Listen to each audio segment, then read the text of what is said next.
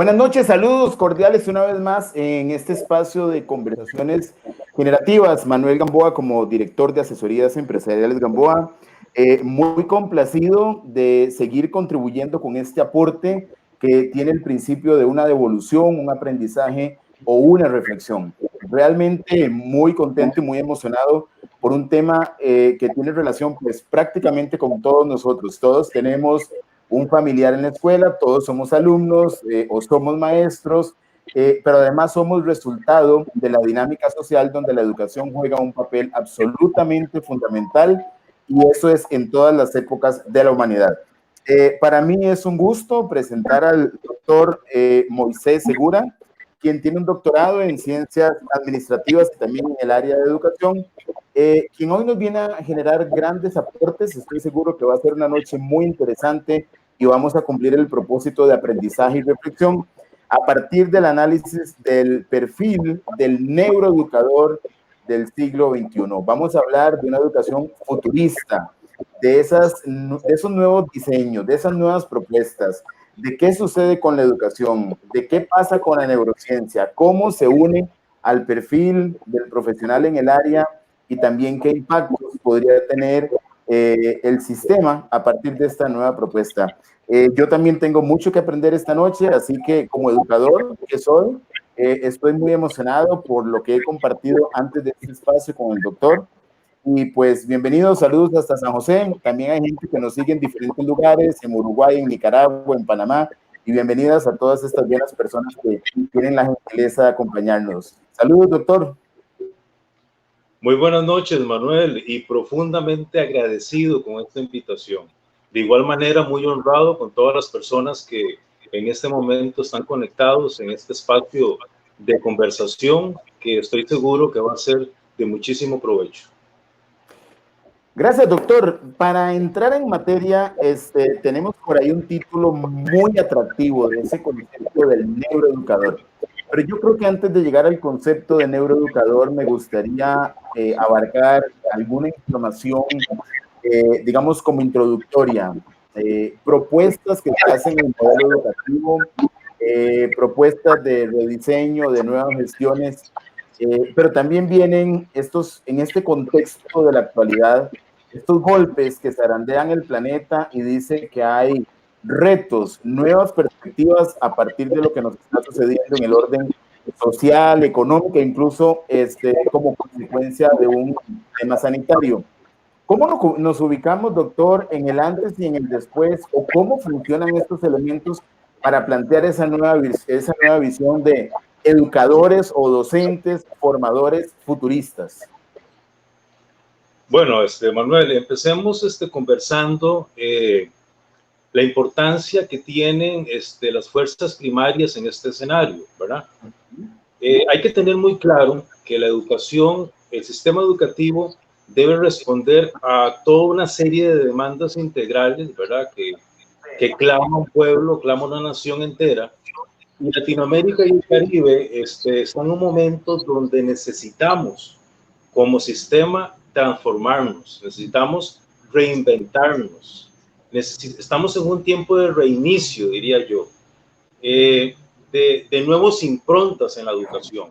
Y para poder entrar en este escenario, y por supuesto, para poder conversar sobre ese nuevo rol del neuroeducador, ese nuevo perfil que necesitamos ir direccionando cada vez más, emerge la pregunta de cómo podría ser la educación del siglo XXI, la educación futurista.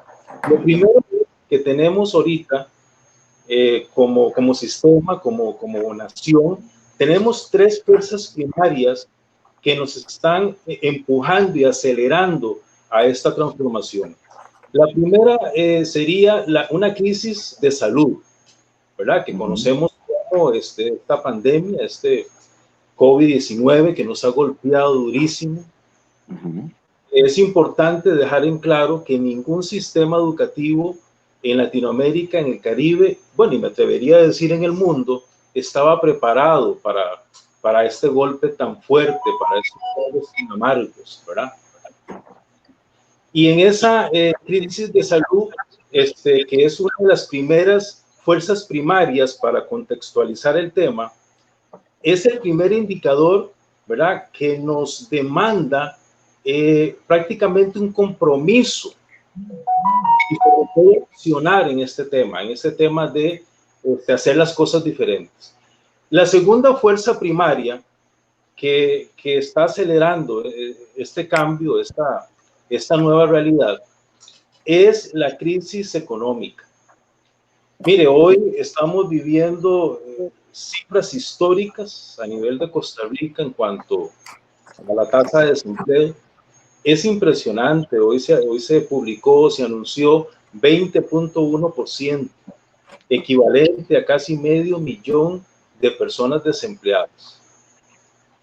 Más o menos una estadística del último año de 190,000 personas. Esto es alarmante, Manuel, muy alarmante, porque estamos confrontando una crisis económica que estaba mucho antes de la crisis de salud, de la crisis de pandemia, del COVID-19.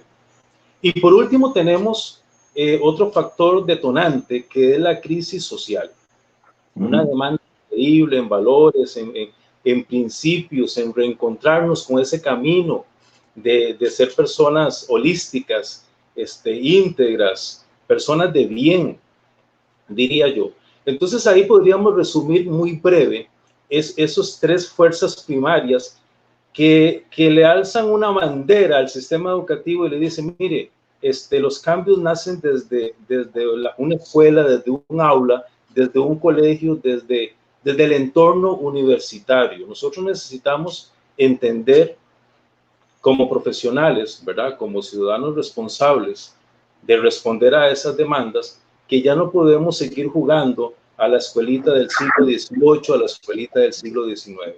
Necesitamos tomar nuevas realidades y sobre todo reinventar lo que tenemos en cosas nuevas. Y es aquí donde entra en escena el rol del educador, pero sobre todo del neuroeducador, ¿verdad? Y para eso tendríamos que acercarnos a hablar un poquito sobre el tema de neurociencia. Bueno, en el siglo XXI no podríamos pretender educar sin saber cómo está funcionando el cerebro. Y ahí hay un llamado bien fuerte a la educación, de abrirse a esos, de tomar esas herramientas y hacerlas suyas y ponerlas a accionar. Entonces, en este espacio de conversación podemos hablar no solamente de ese nuevo perfil, de ese rol, sino podríamos habilitar unos minutos para contextualizar de dónde viene esa corriente de neurociencia, ¿verdad? ¿Qué pretende y qué relación tiene directa con la educación del siglo XXI? ¿Por qué hablamos del neuroeducador? Doctor, ¿me puedo devolver un poquito, nada más? Claro. Muy interesante este preámbulo de estas variables sociales, como el tema sanitario, el tema económico y el tema social, con un resultado tan, pues, lamentable en cifras de desempleo, datos reales. O sea, hay gente que no tiene empleo, gente que no tiene la capacidad de comprar sus alimentos. La pandemia viene y, digamos, expone esto y entramos con el tema de replantear el modelo educativo. ¿Qué había pasado antes de la pandemia con todas estas propuestas? ¿Se habían hecho sordos los que podían tener decisiones en los procesos o realmente se potencializa muchísimo con la pandemia? Bueno, le comento, Manuel, que esta matriz, ¿verdad?, que vamos a conversar en breve, que habla sobre estas fuerzas primarias que ya conversamos, y sobre las nuevas realidades del sistema como tal, nuevas tendencias, mundo futuro y todo eso, es el resultado de un grupo de personas profesionales honorables, gente brillante que tiene Costa Rica y que nos unimos hace como 10 años a buscarle respuestas a esto que usted acaba de decir. Lamentablemente, sí existe un poco oídos sordos, porque esta propuesta no es nueva, no surgió de estas crisis. Hace años se está hablando, por ejemplo, de un modelo virtual, curricular. Hace años se está hablando, por ejemplo, de un sistema híbrido educativo.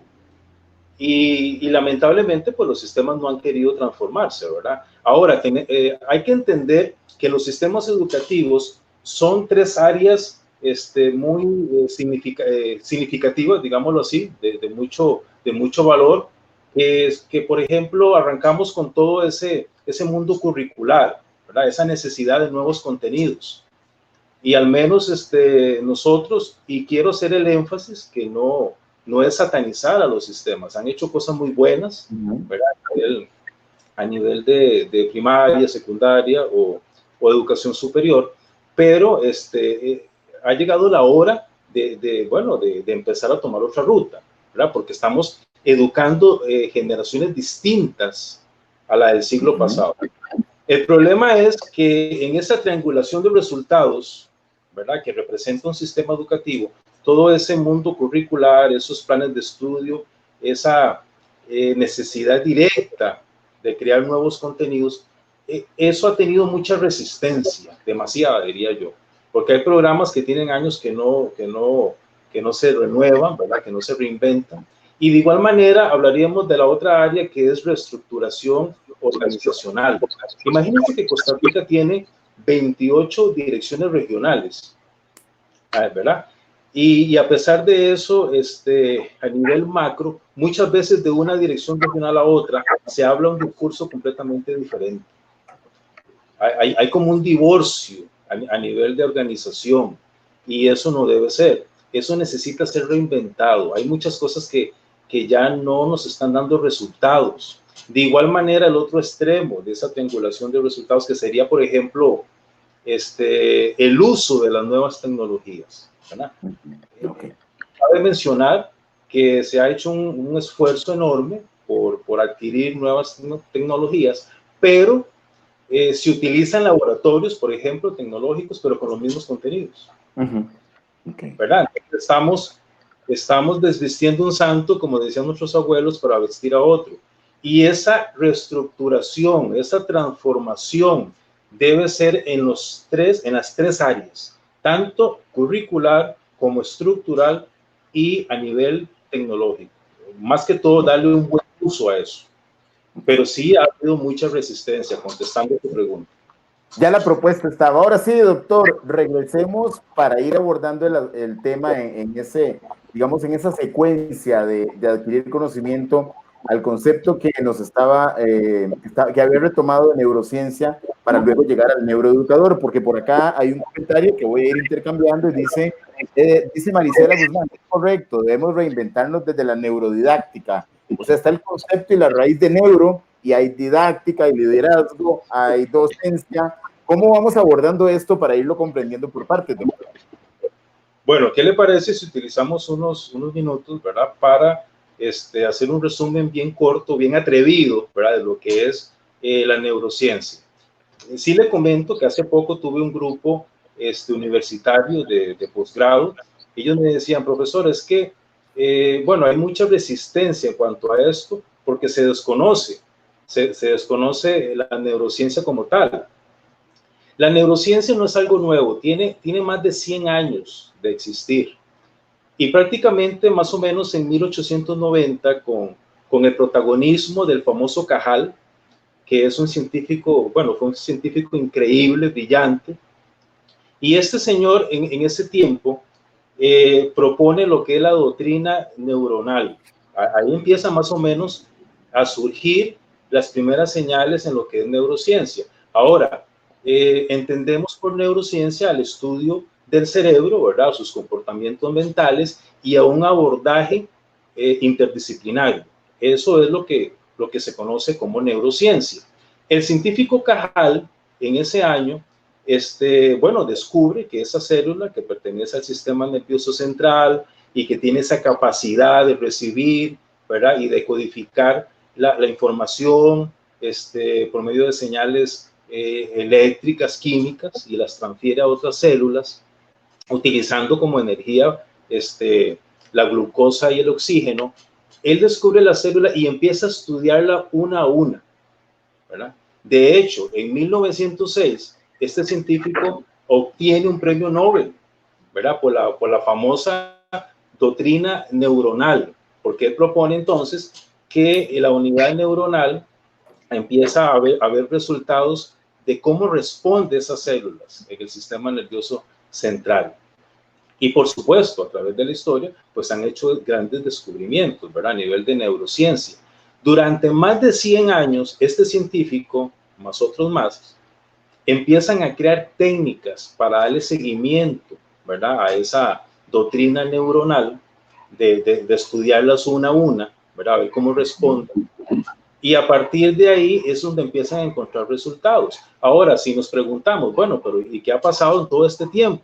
Bueno, han pasado cosas impresionantes. Por ejemplo, el mapeo cerebral, ¿verdad? Es uno de los aportes de la neurociencia bastante significativos. También podríamos hablar del GPS que tenemos en el cerebro, que conocemos como hipocampo.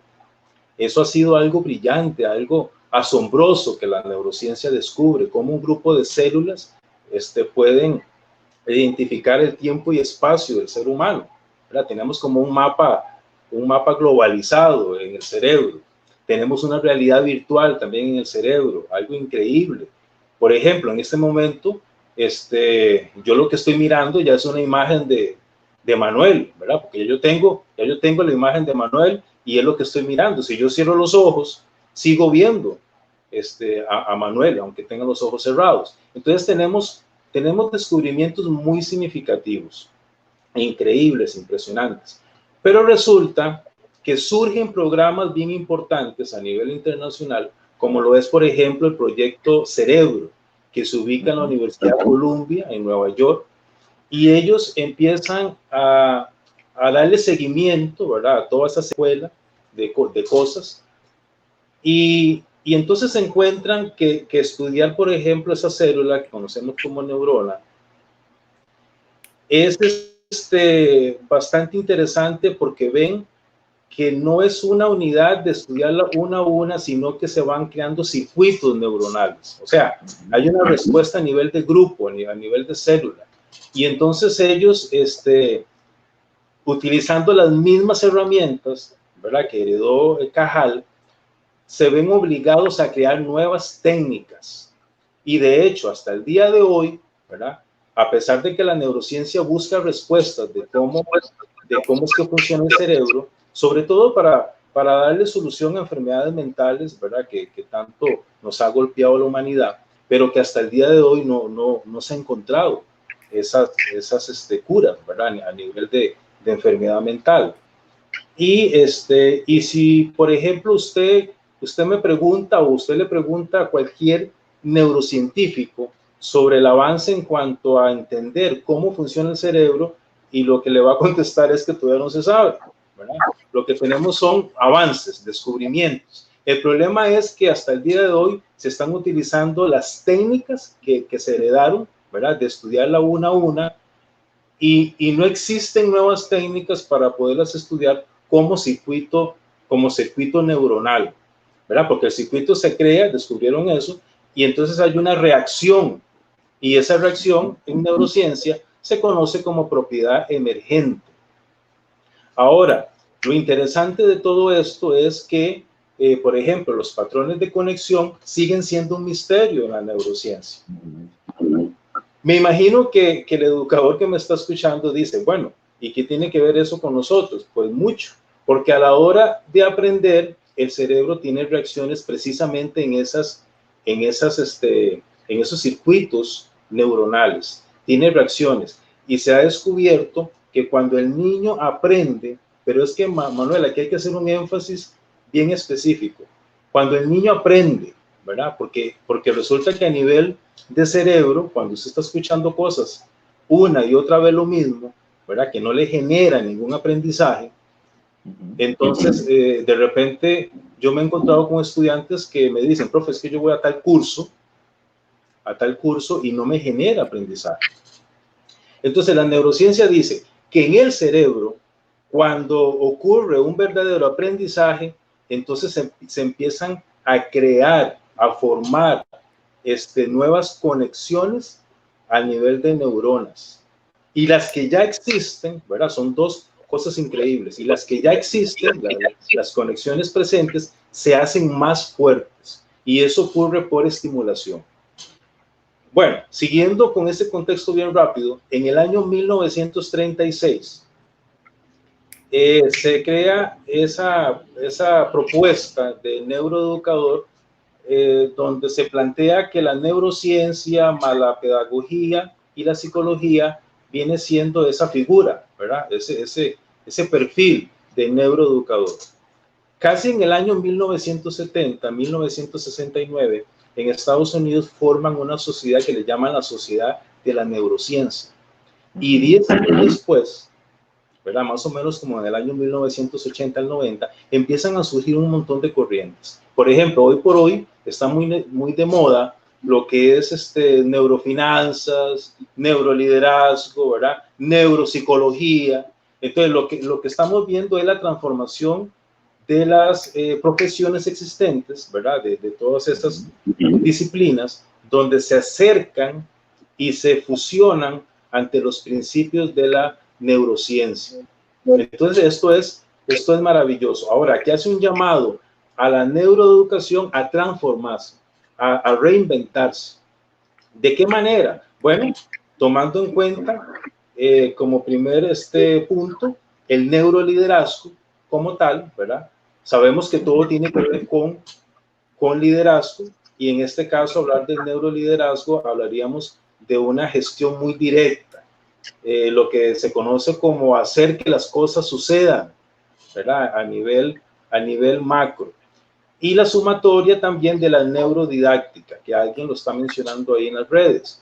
Por supuesto, claro, la neurodidáctica, porque la didáctica me muestra el camino, ¿verdad? Los métodos, las técnicas, y sobre todo al fusionarlo con los principios de la neurociencia, pues me facilita las cosas, ¿verdad? Me abre nuevos caminos, me indica por dónde proceder. Y por último tenemos la neurotecnología, que eso también ahora ha tomado un énfasis muy en particular, ¿verdad? Han habido avances impresionantes en referencia a eso. Entonces, ¿qué es el llamado que existe acá ante el perfil del educador del siglo XXI? Bueno, que necesitamos entrar en ese proceso de indagación, de capacitación, y no tenerle miedo a acercarse a todos estos avances en cuanto al tema de neurociencia, porque lo necesitamos. Hay una frase famosa que te mencioné antes de empezar este conversatorio, donde dice que educar sin saber cómo funciona el cerebro es como pretender crear o diseñar guantes sin nunca haber visto una mano. Entonces, algo así sucede con esta nueva propuesta de neuroeducador. Es entender que llegó la hora de hacer un reinicio, ¿verdad?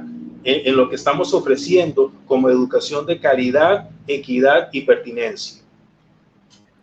Doctor, esta nueva propuesta de neuroeducador no se ha asumido, estamos ante un reto, se visualiza como parte de la formación futurista de un docente. ¿Cuántos años atrás podríamos estar rezagados si hiciéramos un diagnóstico? Y si tuviéramos que delimitarlo un contexto, hablando del contexto costarricense, por ejemplo, o en alguna otra sociedad, ¿estamos rezagados en cuánto tiempo? ¿Cuánto nos podría llevar estar ahí para que esto venga a subsanar deficiencias que han tenido resultados en procesos educativos? Manuel, esa es una excelente pregunta. De hecho, hace 2 años, fui el creador de una propuesta muy en particular, ¿verdad? Que es educación creativa, innovadora y tecnológica hacia el año 2077. En una ocasión, estando en un auditorio, por cierto, estaba presente un neurocientífico y él alza la mano y dice, pero ¿por qué 2077? Y es que si hacemos una sumatoria de que en este momento empezamos a accionar, a crear cambios en todo esto que ha funcionado, ¿verdad? En toda esta necesidad de cambiar el rol del educador, ¿verdad? De entender que la transformación es ya. Entonces, de aquí al 2077 estaría la nación, el país, viviendo y disfrutando de una nueva cultura razonamiento, de nuevos pensamientos, de nueva manera de vida, diría yo, a nivel macro. Por eso le puse 2077. Ahora, hay muchas personas que dicen, bueno, pero es que para ese año ni siquiera de repente vamos a estar.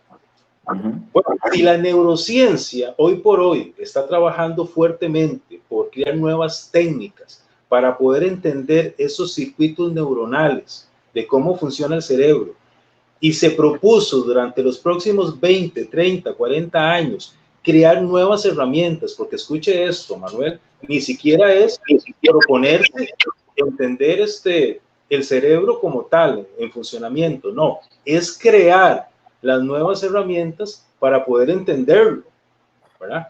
Entonces, ¿por qué nosotros como sistema educativo no vamos a ser desafiantes, competitivos y futuristas en tomar ese reto y empezar a accionarlo? Ahora, bueno, es evidente que lamentablemente, diría yo, o tristemente, también hay un tema político y hasta religioso, ¿verdad? Que a veces nos tiene en cautiverio, que a veces nos tiene un poco atados de manos, pero es por eso la necesidad de liderazgos refrescantes en estos procesos. Y yo soy fiel creyente de que esos nuevos liderazgos precisamente es los sistemas educativos los responsables de generarlos. Doctor, 2077, si se empezara ya, es así, más o menos, por ahí va. Es correcto, Manuel. Ahora, hay algo interesante acá. Vemos deterioro en la calidad de la educación. Yo soy educador y también como tal me debo incluir con evidencias impresionantes de algunos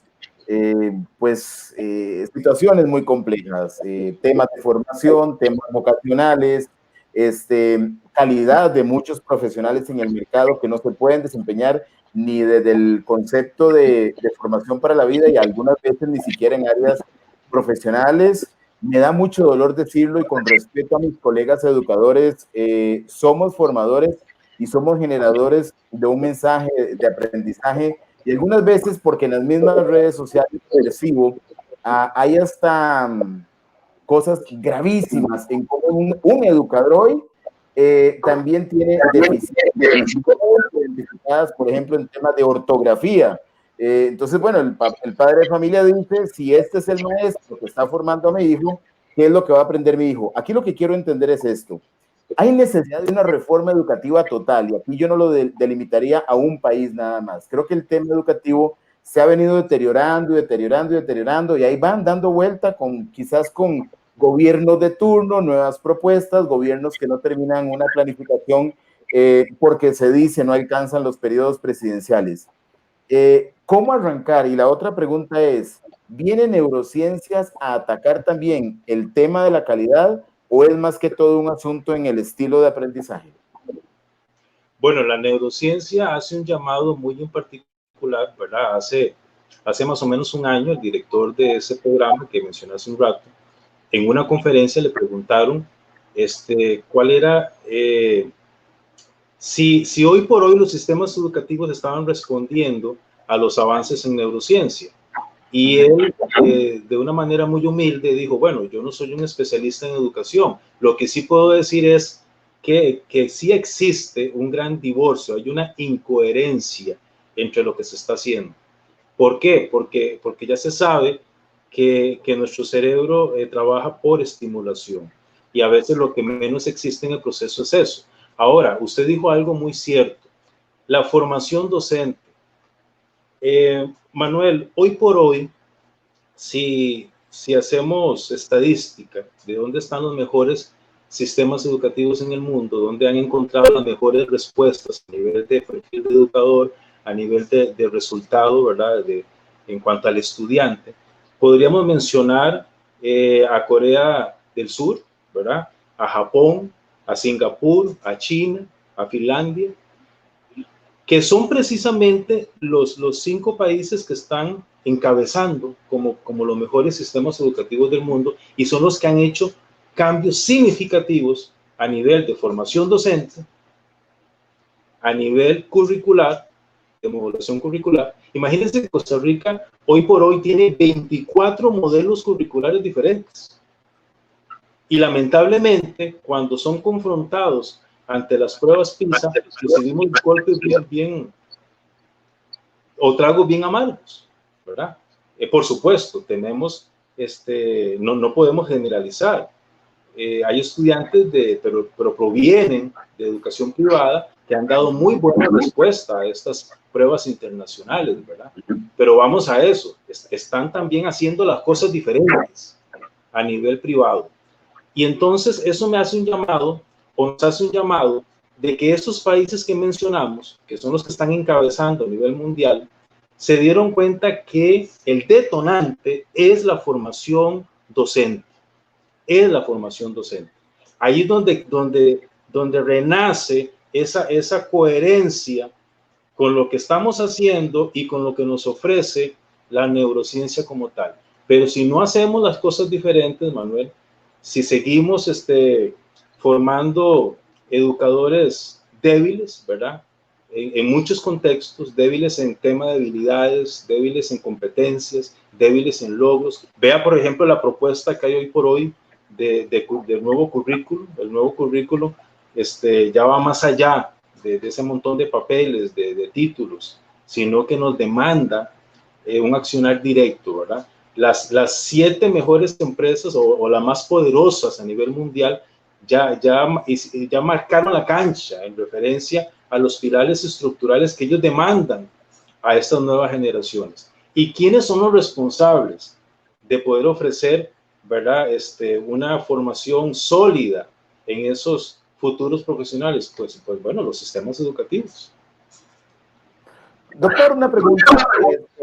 Por supuesto que aquí se ve cómo puede interferir la voluntad política desde el liderazgo estatal en replantear modelos que permitan el desarrollo y el avance en el tema educativo, que es incluso una banderita de batalla cuando se hacen campañas políticas, mejorar la educación, mejorar la salud. Ahora, está esa parte que de una u otra forma puede tener injerencia en las decisiones que se tomen. Pero hablando de las universidades, que están llenas de académicos, algunas con un gran nivel de autonomía, y también las privadas que pueden presentar propuestas donde se incorporen todas estos principios. ¿Qué está pasando? ¿Por qué no se hace? ¿Es desconocimiento de la academia?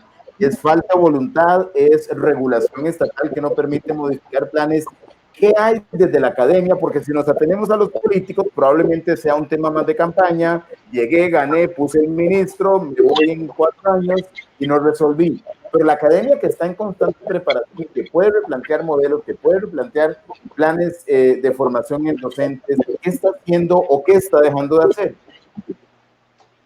Bueno, el problema siempre sigue teniéndolo el tema político, Manuel, porque le comento sí, porque hace 10 años, por ejemplo, este grupo de profesionales que mencioné hace un rato, por supuesto que vienen de las universidades estatales, gente impresionante, hasta hubo protagonismo de la UNESCO, de personas de mucho renombre, ¿verdad? Y se crea una propuesta ahí unificada, donde pasó por todo un proceso de validación profesional. Entonces, eso que usted me está diciendo en Costa Rica sí se ha hecho. Y es más, en las 2 últimas campañas que hubieron, se propuso. El problema radica, Manuel, en el método diría yo, de liderazgo, ¿verdad? A la hora de ejercer el poder. Porque entonces, si yo asumo la presidencia, pues yo pongo al que me dé la gana. O sea, yo pongo a la persona que yo crea más conveniente, aunque no sepa nada de educación. Y entonces ahí se nos cae toda esa unión de universidades, todos esos esfuerzos detonantes de académicos de renombre, de gente comprometida, sedienta por estos cambios. Y ahí se cae todo porque en comparación con Canadá, por ejemplo, que si hacemos una comparación de nuestro sistema con el sistema educativo de Canadá, ahí los puestos son evaluados bajo un perfil determinado profesional que responda a ese puesto. Entonces ahí sí cobra valor estos esfuerzos, ¿verdad? De unirse los académicos de tomar en cuenta una propuesta universal, porque ni siquiera es una propuesta que responda a un partido, no, es una propuesta país lo que ocupamos, es una propuesta país, ¿verdad? Donde sea adoptada por ese gabinete que toma el control durante otros 4 años, pero no debe responder a una afinidad de un partido político, y aquí hacemos las cosas al revés, dicen por ahí. Hay un amigo que me dio gracia porque en cierto momento dice, bueno, es que lamentablemente en Latinoamérica, en el Caribe, a veces el plomo flota y el corcho se hunde. Doctor, ¿cómo, pensando que hay padres de familia analizando esta propuesta tan interesante, y de paso leo un comentario de Emilia Torres, que es de aquí, de Cuernavaca, que dice, ¿cómo un educador puede dar temas sin antes saber cómo funciona su mismo cerebro a nivel neurológico? Creo que debe ser la nueva ciencia en la reforma educativa. Esa es su apreciación con respecto a pensar un educador identificado con este tema, pues para que conozca mucho mejor la dinámica de aprendizaje humano. Pero, por ejemplo, un padre de familia, si hoy tuviéramos que presentarle un resultado, ¿qué puede haber de resultado hoy con un educador que no ha sido orientado? Y aquí no estoy diciendo que el educador sea culpable, el tema es que no se le ha hecho la propuesta o la casa de formación no le ha dado las herramientas. Pero ¿qué podría pasar como resultado de un estudiante formado con alguien que no conoce de esto y un neuroeducador con esa visión futurista? ¿Cómo se podría visualizar el resultado en el contexto del aula, en el aprendizaje? Bueno, lo que pasa, Manuel, que lo que aquí estamos ahorita tratando de conversar, ¿verdad? Imagínense que ni la misma neurociencia, ¿verdad? Respondiendo y teniendo respeto al aporte que hizo esa persona, ni la misma neurociencia sabe cómo funciona el cerebro, ¿verdad? O sea, en eso hay que aterrizar. Lo que están luchando y lo que están trabajando fuertemente es en crear técnicas para darle respuesta a eso. Y bueno, y gracias a Dios, pues han habido avances que aportan ayudas a la educación futurista. Lo que estamos conversando es como propuesta futurista, no para en este momento, porque en este momento estamos bajo un formato tradicional. Ahora, respondiendo a su pregunta, ¿verdad? Como esto no es como para valorizarlo ya, porque no estamos haciendo la reestructuración ya, ¿verdad? Estamos siguiendo patrones establecidos de hace mucho tiempo. Yo considero que los padres de familia tienen un rol muy significativo en el proceso de aprendizaje de sus hijos. Tiene que haber un acompañamiento muy fuerte. Ahora, el sistema como tal, bueno, tiene un control interno, ¿verdad? Que si el docente, por ejemplo, no responde a la demanda de aprendizaje del estudiante, como tal, a como se está proponiendo en este momento, pues debe haber un acompañamiento más fuerte, ¿verdad? Y ir a otras instancias en referencia a eso. Ahora, sí les soy sincero, hay muchos docentes hoy en día, aunque no debería decir esto, que se atrevieron a ser docentes, pero no deberían de serlo, ¿verdad? Creo que se equivocaron en cuanto a la profesión. Lamentablemente, en cierto momento, la educación se volvió un gran negocio, aunque eso es otro tema, ¿verdad? Tal vez nos estamos saliendo del conversatorio, pero en cierto momento la educación se hizo un gran negocio. Entonces, hubo un momento dado que cualquiera se le ocurría hacer una escuela y un colegio y a como sea, ¿verdad? Y a como sea, ahí seguía adelante ofreciendo una educación a su criterio, de calidad, equidad y pertinencia. Lo que pasa es que hay que valorar cuál es el reflejo de eso ante pruebas internacionales, que es lo que mide la educación. Doctor, usted lo planteaba, es una propuesta porque no se está implementando ya. Sin embargo, conforme pasa el tiempo, la factura se hace más cara en el tanto no se haga un rediseño de la gestión y se incorporen esos principios. Si fuera mañana el día en que se empieza a reestructurar el sistema, ¿cómo se aborda como sistema? ¿Se aborda empezando por la formación docente? ¿Cómo se llega a una escuela? ¿Cómo se implementaría? ¿Cómo lo propondría para empezar a desarrollarlo? Bueno, aquí tendríamos que hablar, para estar un poco cercano, ¿verdad? A responder ante esa pregunta tan específica. tendríamos que empezar a hablar de tendencias de la educación, ¿verdad? ¿Cuáles son las tendencias que me dicen cómo accionar estos cambios?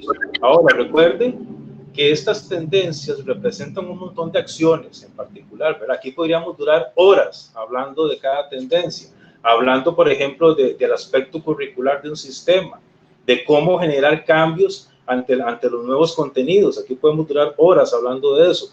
Podemos durar horas hablando, por ejemplo, de la reestructuración organizacional y también del uso correcto de las nuevas tecnologías. Pero yo lo que le propongo, ¿verdad?, a los que están conectados y nos honran con su presencia virtual, es que conversemos un poquito en cuanto a las tendencias. ¿Cuál es el camino que debemos de tener, ¿verdad?, como una propuesta diferente, refrescante, ¿verdad? Dándole nuevas esperanzas, nuevas alegrías a las generaciones presentes.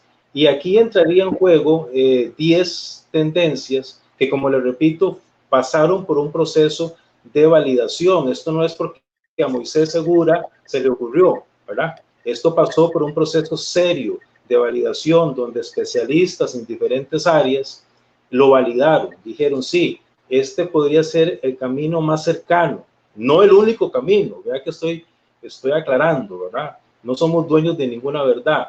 El camino más cercano para poder accionar y hacer cambios muy particulares en la educación futurista. Y empezaríamos hablando, Manuel, de la educación individual o personalizada. Hoy por hoy, Costa Rica, bueno, las familias ya no tienen ese montón de hijos, ¿verdad?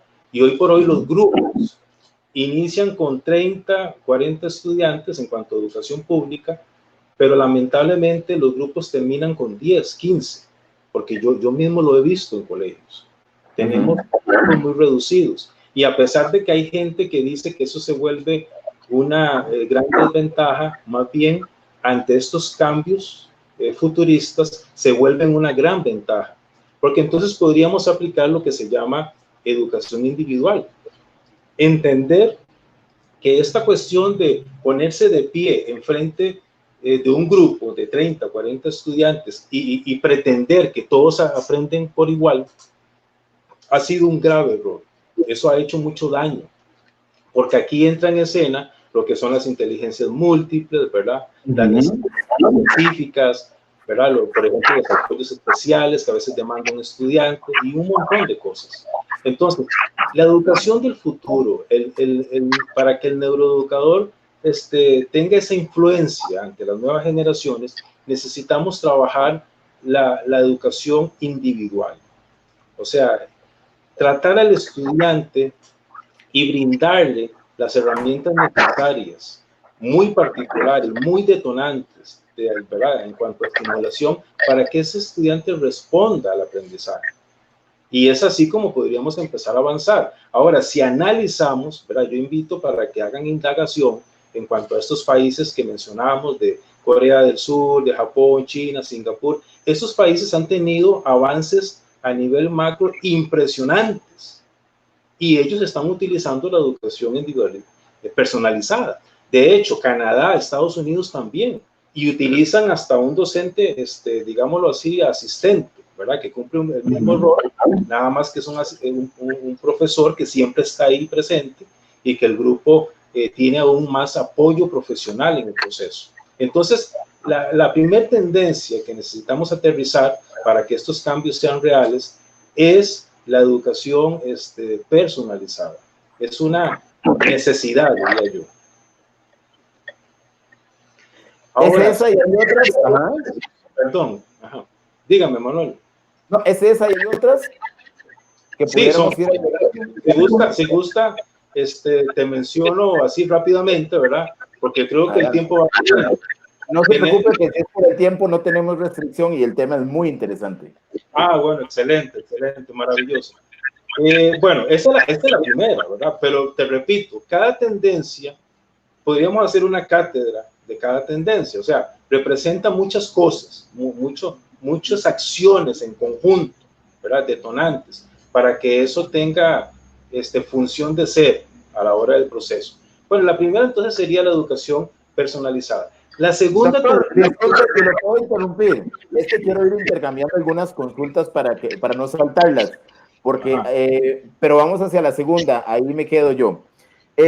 Nos pregunta don Álvaro Guerrero, dice, ¿cómo aplicar la neurociencia a la educación virtual? Ahí me está ayudando a saltar a uno de los temas que teníamos adelante, del tema de virtualización y la incorporación de esta herramienta. Él nos pregunta cómo, y nos dice Emilia que qué opina el experto en educación, en la educación Montessori, que es una educación personalizada respetando el ritmo y el tiempo del niño. No, por supuesto, retomando una expresión, ¿verdad?, que hicimos al inicio, de que no podemos satanizar, o sea, existen actualmente programas, existen instituciones que están haciendo y han hecho cosas, bueno, brillantes, honorables, de mucho respeto profesional, de admiración, diría yo. Y en eso estoy completamente de acuerdo, ¿verdad? En cuanto a eso. Y respondiendo a la pregunta de neurociencia en cuanto al modelo curricular virtual, de eso vamos a conversar ya casi de último, porque eso es como el mundo, el futuro que nos espera en cuanto al sistema híbrido de educación, ¿verdad? Pero recordemos que no estamos enfocando la educación directamente ante la neurociencia, sino como neuroeducación, ¿verdad? Okay. La sumatoria del neuroliderazgo, o sea, tener liderazgo dentro del aula, generar un neuroliderazgo a la hora, por ejemplo, de confrontar retos en los procesos, ¿verdad? Porque esa es una nueva modalidad. Y aquí entra en juego la segunda tendencia, que es autoevaluación de los autoaprendizajes. Ya no podemos seguir evaluando como lo hemos hecho, porque es evidente, ¿verdad?, que hay una señal bastante grande que nos dice que estamos haciendo las cosas mal. Hay mucha, diría yo, memoria ahí. El estudiante memoriza para cumplir con un formato de prueba, y eso no nos ha ayudado. Entonces, no es que la evaluación no sea importante. La evaluación no va a salir del proceso de aprendizaje, pero sí apostamos por una autoevaluación de ese autoaprendizaje, que el estudiante sea consciente en qué es muy bueno y en qué tiene debilidades. Y esto precisamente ha sido detonante ante los mejores sistemas educativos del mundo, porque entonces el aprendizaje no se ejerce bajo un formato de examen, sino bajo modalidades, por ejemplo, de retos, de proyectos, de construcción, ¿verdad?, de una visión muy horizontal del proceso, donde todos los usuarios del sistema tienen protagonismo. Eso es otra cosa, ¿verdad? En esta segunda tendencia ya no podemos dejar por fuera a los usuarios del sistema. Necesitamos meterlos en el proceso. Y eso no ha sido fácil, ¿verdad? Eso no se ha logrado hasta el día de hoy. En el tercer caso, Manuel, hablaríamos de la tendencia de educación colaborativa. Aquí tenemos un pequeño problema. Resulta que a veces no nos gusta, ¿verdad?, trabajar en equipo. ¿Cómo nos cuesta trabajar en equipo a veces? Y eso tiene que ver mucho con el liderazgo y sobre todo con el liderazgo de transformación que estamos promoviendo para el futuro, ¿verdad? Y en esta colaborativa, ante grupos pequeños que podríamos darle esa formación, ¿verdad?, de atenderlo uno a uno. Esta segunda tendencia me hace un llamado como ser humano de entender que hay tres posiciones que ejerce el niño en su proceso. El primero es su posición de dependencia, ¿verdad?, donde está muy anuente a recibir para poder desarrollarse, para poder crecer, para sacar a la luz todo eso brillante que tiene, ¿verdad? Hay un estado de dependencia, pero el ser humano no se puede quedar ahí jamás. Pasa a un estado independiente donde empieza a generar ideas, ¿verdad?, generar aportes, generar proyectos, y se da cuenta de que dentro de esa educación colaborativa pasa a un estado interdependiente, donde yo puedo lograr más, no solamente con mi aporte, sino a nivel colaborativo, a nivel de grupo. Y es ahí donde ponemos a caminar un barrio, donde ponemos a caminar una provincia, un país, donde empezamos a darle sentido, orientación, identidad, propósitos a las cosas. Entonces, esta tercera tendencia de educación colaborativa es una necesidad, ¿verdad? Hoy por hoy, para pasar de un estado dependiente. Mire que eso lo escuchamos hasta en las personas. Hay muchas personas que están esperando que el gobierno todo lo resuelva, ¿verdad? Y máximo si es un gobierno que carece de ideas, ¿verdad? Que carece de proyectos, que carece de un norte establecido, de una agenda integral económica, por ejemplo. Y entonces pareciera como que el sistema no le brindó esa formación, quedó siempre ahí como un estado dependiente de las cosas, nunca pasó a ser interdependiente.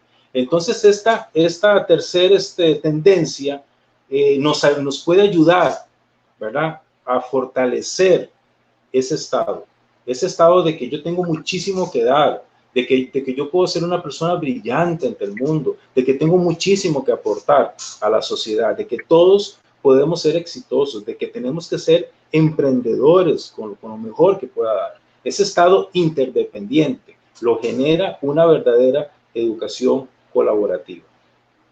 Ahora, en la tendencia número 4, perdón, hablamos de la inteligencia artificial, ¿verdad?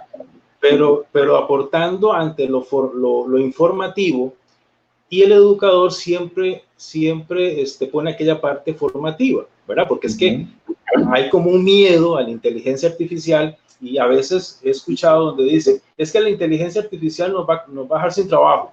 No, la inteligencia artificial no es algo nuevo. De hecho, lo hemos estado disfrutando en cosas muy simples, como por ejemplo los nuevos modelos de carros. Vienen con una inteligencia artificial increíble, ¿verdad?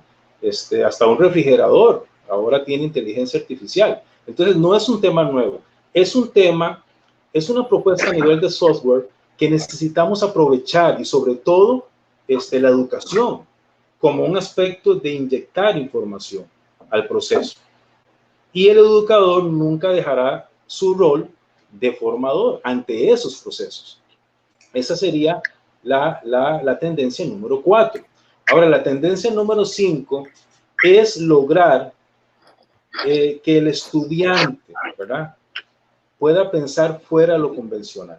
Mire, esto es algo profundo. De hecho, ha sido campañas muy fuertes en Estados Unidos, donde hay frases en inglés que dice, sálgase de la caja, ¿verdad? A pensar fuera de lo convencional, a sacar a la luz todo lo bueno que puede dar, ¿verdad? A saber pensar, a ser detonante ante un mundo creativo, un mundo innovador. Y la única manera de poder promover creatividad en los procesos, ¿verdad? En esa de nuevos conocimientos, de mi poder de imaginación, de poder crear ideas innovadoras, es precisamente ayudándole al estudiante a pensar fuera de lo convencional como tendencia número 5.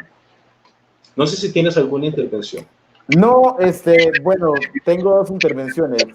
Si mal no recuerdo, una universidad muy conocida en Costa Rica, que me reservo el nombre, en algún momento se anunció como que no estaba haciendo evaluaciones y que estaba intercambiando toda la evaluación por proyectos. Se me acercó el concepto.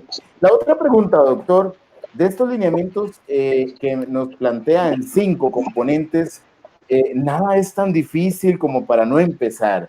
¿Qué limita? ¿Son los planes curriculares? ¿Es voluntad del mismo docente? ¿Es formación? Esa es la segunda, y tengo una tercera, pero ya casi. Bueno, yo creo que el problema no es el docente, Manuel. Yo sigo creyendo fielmente de que Costa Rica al menos tiene educadores, bueno, maravillosos, que están sedientos por estos cambios, que están clamando por estos cambios. El problema es que se sienten atados de manos, ¿verdad?, ante el sistema como tal, porque de repente quieren hacer las cosas diferentes, pero no se lo permiten, ¿verdad? Por ejemplo, yo conozco un docente que es especialista en creatividad, o sea, es un docente increíble, que ha aprendido hasta varios idiomas y todo, y trata siempre de darle más y más al estudiante, y choca contra pared cuando el director le dice, mire, no se salga del plan de estudio que usted tiene. Su planeamiento tiene que responder a este formato. Y lo más lamentable, Manuel, que es un formato que se le ocurre a alguien cada 4 años, que ni siquiera podemos decir que es una planificación estratégica.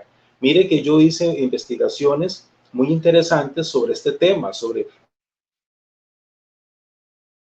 planificación estratégica, sobre funciones multisectoriales, sobre una real simplificación de procesos administrativos. Entonces, considero que el problema no lo tienen los educadores, el problema no lo tiene, lo tiene el sistema como tal, que es el que lo tiene enmarcado, ¿verdad?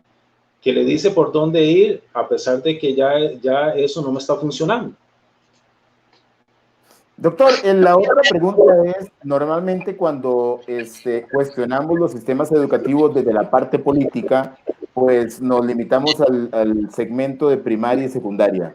Hay un tercer segmento que es la educación superior universitaria. ¿Qué está pasando ahí? Qué interesante cuando puedo sensibilizar a un educador a procesos como estos. Ojalá pudiera ser acompañamiento individualizado, como lo planteaba usted antes, y otras maravillosas formas. Pero resulta que llega el estudiante y se somete a un proceso de formación universitaria, y puede ser que sea muy buen filósofo, muy buen contador público el profesor, pero no hay pedagogías, no hay sensibilidad por el proceso. ¿Se están quedando las universidades por fuera de esta propuesta o se están viendo de forma integral ante esta necesidad también? Porque al fin y al cabo se cumple el proceso educativo y también con una gran responsabilidad. Se están formando otros profesionales. Manuel, es que es necesario que la educación superior se meta en estos cambios, ¿verdad? ¿Por qué? Porque necesitamos refrescar contenidos y sobre todo a nivel de formación profesional. Y eso que usted ha dicho es muy cierto. Nada logramos con una educación personalizable si el profesional se hace presente a dar una clase con un artículo donde el estudiante le dice, profesor, este artículo, este tema que usted nos trae, aquí le puedo dar el actualizado. Es que yo lo encontré ayer, el que usted trae desde hace 10 años. Y eso pasa. Entonces, hay un llamado muy en particular a la educación en general, tanto de primaria, secundaria, educación superior. Necesitamos dar un refrescamiento, ¿verdad?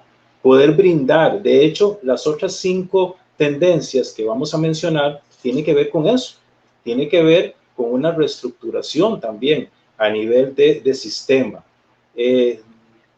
Lamentablemente hay una pregunta muy, muy fuerte que una vez se le hizo a un catedrático de una universidad muy importante aquí y se le dijo, mire, ¿cómo saber, verdad, que se están haciendo bien las cosas a la hora de formar un profesional? Y entonces él respondió como muy tajante y dijo, bueno, porque cumple con su plan de estudio y obtiene, ¿verdad?, su momento de graduación. Y el estudiante le dijo, no, profesor, yo no comparto eso. Yo lo comparto desde el momento que yo me pueda sentir desafiante ante el mundo que me espera, teniendo en cuenta que las universidades lo que dan son herramientas, ¿verdad? Pero tienen que ser herramientas significativas. En eso hay que caer en razón.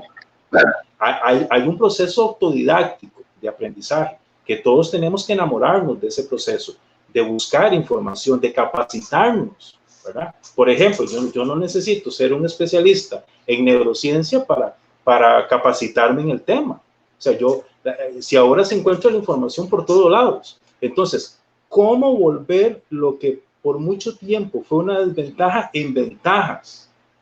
Es uno de los llamados. Entonces, la educación superior, por supuesto, que se tiene que meter en este proceso. Y se lo planteo porque ha sido común y para nadie es un secreto que en la educación superior o el académico muy cerrado en su academia, en su conocimiento especializado y muy lejos de las herramientas pedagógicas.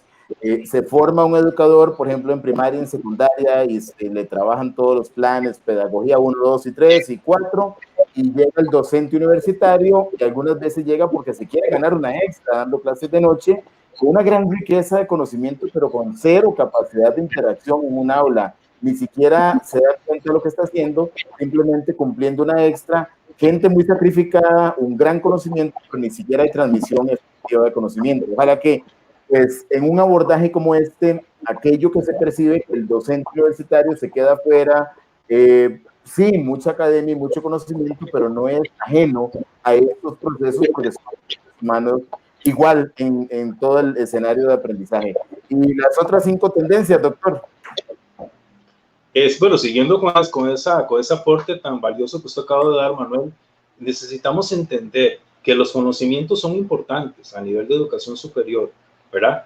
Pero que no es lo más importante, porque a final de cuentas, usted puede encontrar los conocimientos hasta en la web y no ocupa ir a una universidad.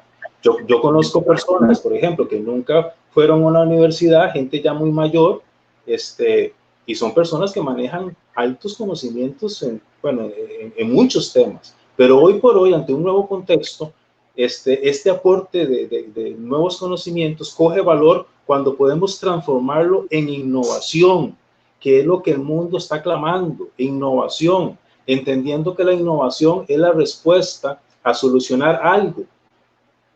A partir de ahí es cuando las cosas ocurren. Y esa innovación precisamente surge de esa sumatoria, de esos conocimientos que se aportan a nivel de educación, de mi poder de imaginación, de estimulación, ¿verdad? Brindando nuevas ideas al pensar fuera de lo convencional y dando origen a ese poder de innovación. Yo no puedo creer que una formación de educación superior es exitosa si ese profesional no es capaz de crear innovación en el proceso, ¿verdad? Eso sería como muy detonante para poder enmarcarlo. Bueno, siguiendo con las tendencias, sigue una bastante controversial, diría yo, porque es una tendencia que se llama Internet de la mente, donde hoy por hoy tenemos esta poderosa herramienta, pero que en muchos casos se ha convertido en una gran desventaja, ¿verdad? Porque ha entretenido la mente del estudiante y lamentablemente el uso no ha sido el más correcto cuando hablamos de Internet, ¿verdad? Porque no hay como un control muy específico ante eso. Tampoco hay una capacitación muy atinada en cuanto a eso. Y entonces, muchos centros educativos lo que optan es en prohibir, por ejemplo, un dispositivo, ¿verdad? Tecnológico. Es decir, mire, en la clase no se pueden usar celulares, por ejemplo, evitando que el estudiante le dé un mal uso a ese Internet. Pero hoy por hoy, convertir esa desventaja en ventaja es una necesidad. O sea, porque es una herramienta muy poderosa. A veces yo recuerdo cuando uno desde niño tenía que ir a la biblioteca de la comunidad y de repente solo había un libro, ¿verdad? Del tema que uno estaba ocupando y ese libro ya estaba prestado. Y había que esperar hasta una semana para que ese libro volviera a la biblioteca para poderle darle uso, para poder conseguir ese conocimiento, para poder darle respuesta a una tarea, lo que sea. Hoy por hoy no, hoy por hoy en un tiempo y espacio impresionante. Cualquiera puede obtener la información. El problema es que a veces no utilizamos los mejores buscadores para ese proceso, ¿verdad? Entonces, el buen uso del Internet es una de las tendencias más fuertes, pero también es muy controversial. Y le voy a decir por qué. Porque hay un aporte muy significativo en cuanto a nanotecnología, ¿verdad? Que ahora también está muy de moda, que eso se ha visto mucho en las películas y todo, pero eso es una realidad. La nanotecnología ya está presente. Y entonces hay una propuesta muy desafiante, muy futurista, que es reducir, ¿verdad? Los computadores de una manera tan impresionante de que puedan ser insertados en el ser humano. Entonces, el día de mañana, por supuesto, eso está en proceso, ¿verdad? Eso es un reto que la ciencia lo ha querido desarrollar a nivel de neurotecnología y están trabajando muy fuerte en eso. Y mucha gente dice, no, eso es una locura, eso no va a pasar, ¿verdad? De que vamos a tener nanobots ahí metidos. Hasta se dice que se pretende llegar hasta los glóbulos rojos con esos nanobots. Y entonces uno dice, ¿qué loquera? ¿Qué tontera? Pero Manuel, si hacemos un retroceso en la historia, yo me acuerdo que hace 40 años la gente decía que era una locura calentar el almuerzo en un minuto, ¿verdad? En un cajoncito que se iba a llamar microondas, que eso era una locura, que eso no podía hacer ser. la videollamada. hacer una videollamada, lo que estamos haciendo ahorita. Decíamos que eso no iba a pasar, que eso era una locura. Ahora, hoy por hoy, Manuel, el 40% de las profesiones pueden desaparecer dentro de 30, 40, 50 años. Eso va sujeto precisamente a los avances tecnológicos. Entonces, a veces, dentro de mi ignorancia, ¿verdad?, digo que eso es imposible porque tal vez no nutro mi poder de pensamiento ante esas nuevas corrientes, ante esas nuevas propuestas, ante buscar esa nueva información. Pero el Internet de la mente puede ser posible, ¿verdad? Entonces, ante ese desafío futurista, que tarde o temprano va a llegar, necesitamos darle un uso correcto a esa herramienta, que hoy por hoy no se lo hemos dado.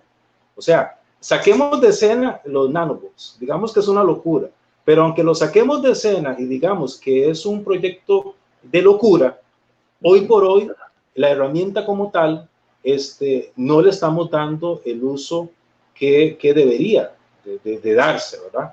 Que a mi criterio es un aporte muy significativo, de muy alta estimulación, diría yo, en los procesos.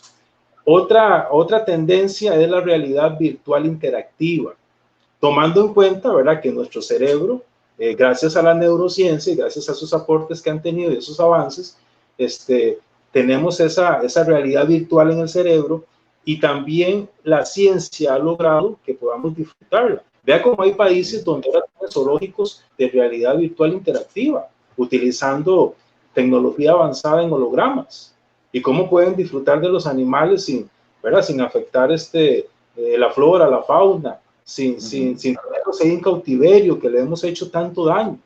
Entonces, la realidad virtual viene a ser detonante. Imagínense lo que es estar en un aula de realidad virtual, o sea, interactuar con eso. Hace unos años yo tuve el privilegio de poder estar en una feria de alta tecnología, ¿verdad?, de avances muy impresionantes, diría yo, que solo porque estuve ahí y los vi, los creo, ¿verdad? Por ejemplo, una clase ante una realidad virtual interactiva. Mire, Manuel, era como estar metido dentro de un volcán, era como estar ahí en la selva, ¿verdad?, ante una tecnología 7D, por ejemplo, que a veces uno desconoce, tan avanzado. Entonces, esta tendencia de realidad virtual interactiva es una necesidad ante la propuesta de educación futurista. Ahora, otra de las cosas que hemos dejado por fuera de escena, ¿verdad?, en toda esta educación tradicional, es la educación, la inteligencia emocional. No podemos pretender formar ciudadanos, ¿verdad?, estudiantes sólidos, que sean fuertes ante decisiones, ante retos, ¿verdad?, ante proyectos, si a nivel emocional son débiles. Y eso ha sido una carencia ante el sistema.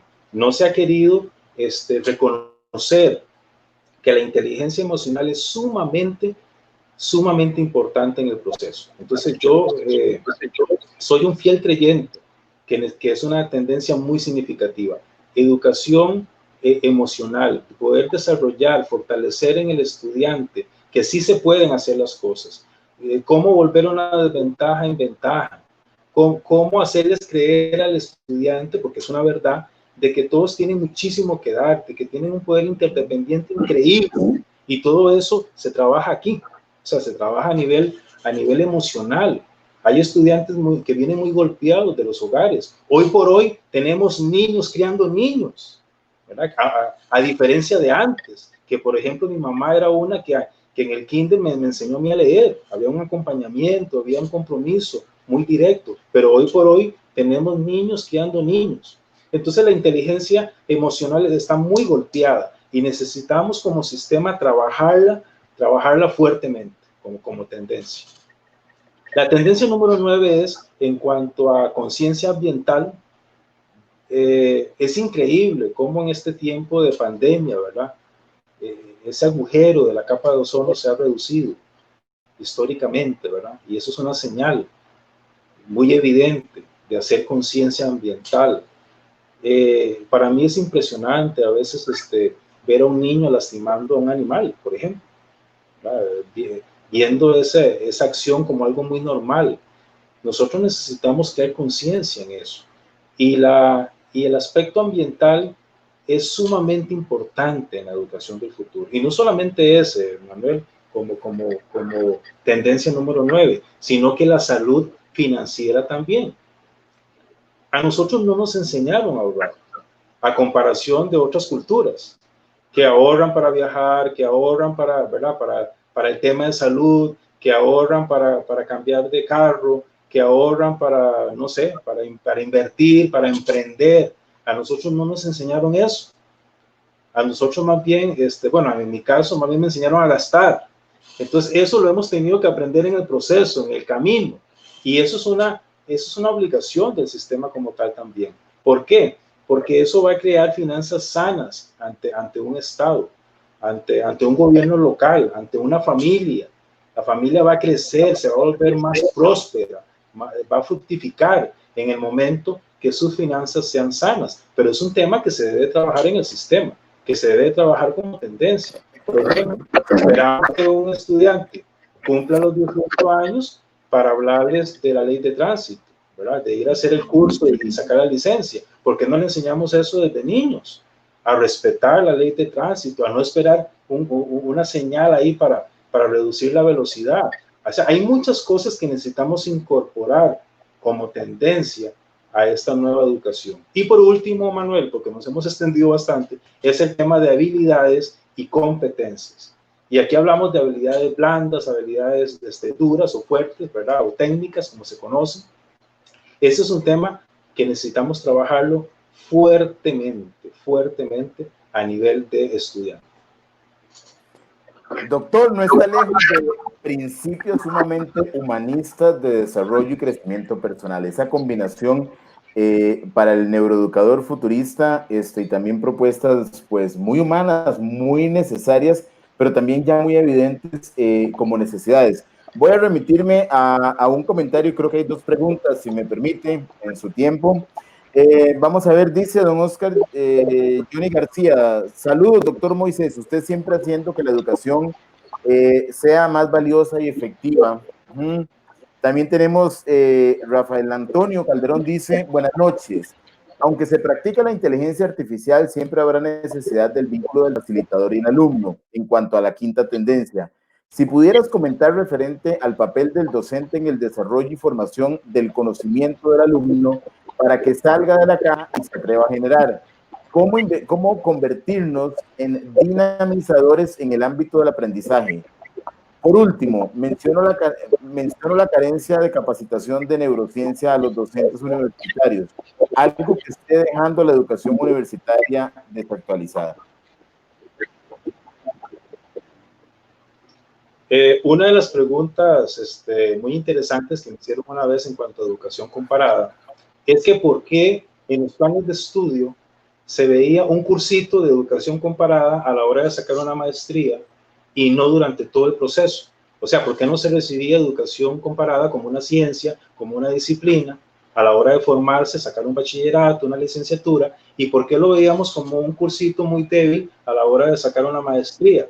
Bueno, lo mismo pasa con el tema de neuroeducación, ¿verdad? Es un tema que necesitamos insertar dentro del plan de estudio. Pero recordemos que el tema de neuroeducación es respondiendo a la necesidad de un neuroliderazgo, ¿verdad? De una neurodidáctica, o sea, cómo aprendemos, cómo podemos estimular, cómo buscar contenidos que generen estimulación en el proceso. A eso nos referimos con neurodidáctica. Entonces, digámoslo así, Manuel, vamos a fusionar los principios didácticos con los principios de neurociencia. Y a partir de ahí surgen cosas nuevas. Ahora, en cuanto a la tendencia 4 de inteligencia artificial, sí, yo lo dije muy en particular. La inteligencia artificial lo que va a aportar es información fresca, pertinente, en el momento, ¿verdad? En el tiempo y espacio. Pero nosotros como educadores, como formadores del proceso, nunca vamos a salir de escena. Y la única manera de que el estudiante tenga un reencuentro con ese proceso de aprendizaje, ¿verdad? Con esa estimulación, es ofreciéndole cosas nuevas, es ofreciéndole información pertinente, actualizada, Es la única manera de obtener esa atención del estudiante, porque de nada nos vale ser formadores si le damos un mal uso a ese aporte, ¿verdad? de información en el proceso. Muy bien, don Álvaro Luis nos pregunta, la incorporación de la robótica en la educación y la importancia del manejo de la frustración en la programación para conseguir su objetivo. ¿Valora el error como aprendizaje? Es un aporte que nos hace por acá. Por supuesto que sí. Manuel, hemos estado en una prueba y error en cuanto a todo eso, ¿verdad? Por ejemplo, ahora está muy de moda la programación de drones. Pero ¿qué pasa con todos estos nuevos contenidos que hemos querido arrimarlo a algo que ya está deformado? Porque el sistema de educación ha sido como algo establecido por mucho tiempo, y lo que hemos hecho es arrimarle ideas y deformarlo. Más bien yo aplaudo a todos esos docentes, ¿verdad?, que hoy por hoy han hecho un esfuerzo sobrenatural para darle valor a eso, a la robótica, a la programación de drones, a todo esto que está transformando las profesiones. Hoy por hoy, dijimos hace un rato, el 40% podrían desaparecer ante las tendencias del futuro, y un porcentaje muy alto va a tener que transformarse. Y a pesar de que no estamos viviendo estos cambios tan específicos, hay docentes valientes que han tomado la decisión, ¿verdad?, de poderle dar camino a estos nuevos contenidos, que, bueno, que para mí son honorables. Doctor, por último, un tema muy sensible y muy vulnerable, voluntad política. ¿Qué sucede cuando gente que tiene la posibilidad desde el poder escucha planteamientos tan nobles, tan viables, cuando hablamos de un sistema educativo y una propuesta futurista que integra una atención individualizada, que integra inteligencia emocional, el tema de la coherencia en la protección del ambiente? Nada de eso es contraproducente al bienestar humano. ¿Por qué tanta resistencia? Bueno, yo diría, Manuel, y tal vez va a sonar feo, pero tiene que ver con un tema de liderazgo, y usted lo sabe, porque usted es un profesional en esta área. Tiene que ver con un tema de liderazgo, de transformación. La Madre Teresa dijo algo maravilloso. Bueno, dijo muchas cosas maravillosas, ¿verdad? Muchos aportes increíbles. Pero en un momento dado, como educadora, ella expresa de que donde existe un docente, las cosas no pueden seguir igual. Tienen que mejorar. Ese entorno tiene que fructificar, tiene que producir, se tienen que vivir nuevas improntas en la educación. Entonces, yo considero que todo líder que tiene ese poder de hacer cambios y no lo hace, es porque tiene secuestrado el sistema. Y suena feo, pero es cierto. Lo tiene secuestrado, personaliza su gestión. Y recordemos que gestión es la esencia de hacer que las cosas sucedan. Pero cuando personalizamos eso, entonces todo se cae, y yo me atrevo a decir, voy a ser atrevido, en catalogar esa acción como secuestrar el sistema. Y eso no puede ser. Y aunque lo tenga secuestrado, los cambios van a llegar, los cambios van a seguir, van a tocar la puerta de nuestra nación, de nuestro país. Ya está por tocar la puerta. Entonces, aunque lo tengamos secuestrado, eso es inevitable. Véalo del COVID-19. Por mucho tiempo hubo resistencia ante el uso de la educación virtual, y hoy por hoy nos está salvando la educación virtual, ¿verdad? Cuando se propone a futuro un modelo curricular virtual sujeto a un sistema híbrido de educación, donde el estudiante de repente recibe 3 días presenciales y 2 días virtuales, dijeron que eso era una locura, que eso no podía ser. Y hoy por hoy, por un aspecto de emergencia mundial, se tuvo que correr y buscar la plataforma más cercana, buscar avatares tecnológicos, ¿verdad? Integrar metodologías activas para que eso se pueda lograr. Entonces, vea qué interesante, qué irónico. Dijeron que no se podía, pero ahora sí se puede porque es una emergencia. Entonces, aunque tenga secuestrado el sistema, esos cambios se van a dar. Y yo creo que es muy injusto, Manuel, que teniendo esa posición, ese poder de crear esos cambios, se siga manifestando tal magnitud de resistencia. Muy bien, ¿será la pandemia el liberador de ese secuestrado que es la educación en alguna forma? ¿Va a ayudar? ¿Cree que lo haga? Porque además no solamente es la necesidad de liberarlo para mejorarlo, es también que el contexto en el que estamos y lo que se avecina no es fácil. Esa recuperación económica requiere de talentos con una gran capacidad humana y una gran capacidad para emprender y ayudar a que los países salgan adelante. Quizás ni siquiera hemos contemplado todavía las consecuencias tan difíciles, aunque usted lo decía al principio y muy bien planteado, miles de personas ya desempleadas. Entonces, si a eso le sumamos una debilidad tan grave en el tema educativo, es lamentable. Creo que tomar decisiones sería algo muy valioso por parte de quien pueda tomarlas. Manuel, imagínense que en las dos últimas propuestas del gobierno en cuanto a educación, que por cierto, ¿verdad? Al menos en lo personal, yo no encontré nada nuevo, encontré lo mismo, nada más que un poco maquillado, un poco ahí, arrimarle un poquito más al contexto. Es lo primero que como ciudadanos debemos de preguntarnos, ¿qué es lo que se propone? ¿Cuál es la ruta a seguir en cuanto a educación? Hace unos días España dijo, bueno, estos son los pilares estructurales más importantes por donde vamos a ir. Y entonces la exministra de Educación, doña Cabreras, dijo, ¿cómo es posible que la educación está metido dentro de un pilar estructural y no es un pilar como tal? Precisamente por eso, porque creemos que estamos haciendo las cosas bien, pero no es cierto. Y la educación tiene que ser prioritario. O sea, es un tema urgente que necesitamos trabajar fuertemente. Se debe de generar todo un plan de gobierno en cuanto a educación, porque es lo que va a poner a caminar un país, es lo que va a brindar mejoría a nuestro entorno, tiempos mejores.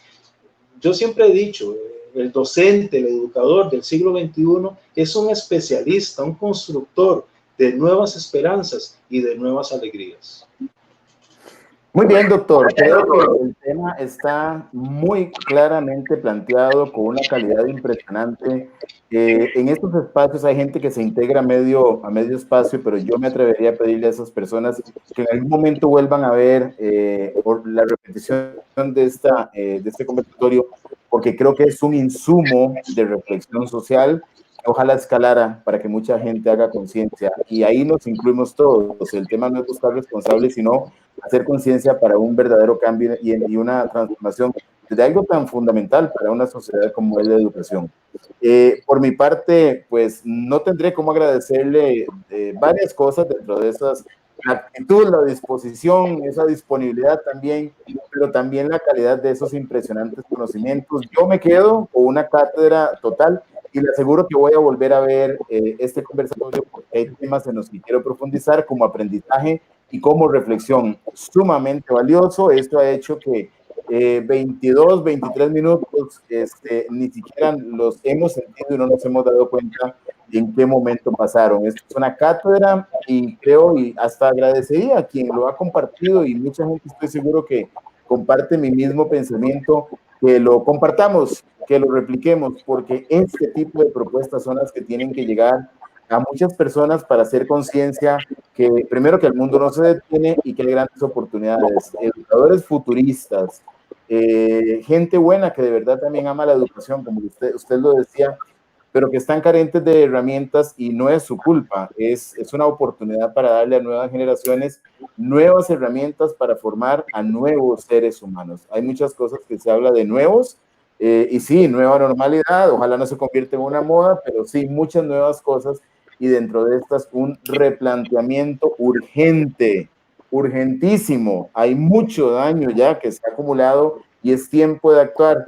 Ojalá llegue a los señores políticos y a los que aspiran y a los que están, que tienen esa posibilidad desde el poder de generar compromiso y de ayudar a que se libere ese tema que han hecho cosas buenas, como usted lo dice, no podemos ocultarlas, pero se podría mejorar muchísimo más. La verdad estoy sumamente feliz, muy complacido, muy agradecido y sé que va a tener muy buen eco porque es un aporte sumamente profesional y no es nada diferente a la propuesta que usted maneja en las mismas redes sociales y creo que a una convicción, le percibo la convicción de que no importa cómo esté la tempestad, sé que tiene fe en que en algún momento el sistema mejore, y de eso no tengo ninguna duda. Así que gracias a la gente que nos ha seguido, gente en Panamá, gente en México, Canadá, y esa es la gran ventaja y la bondad de las redes y de la tecnología.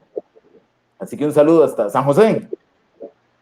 Ha sido todo un honor, Manuel, todo un honor y profundamente agradecido por este espacio que a mi criterio pues ha sido muy rico, ¿verdad? De poder expresar, y sigo creyendo que el educador es ese agente de cambio que toda nación clama, ¿verdad? Por esa mejor, más ahora que mucha gente ha perdido hasta la esperanza durante este proceso. Hay mucha gente que la está pasando muy mal, y yo sigo creyendo que la educación es la respuesta para que una nación se levante y vuelva a tener un camino de prosperidad. Muy bien, muchísimas gracias. Saludos hasta San José.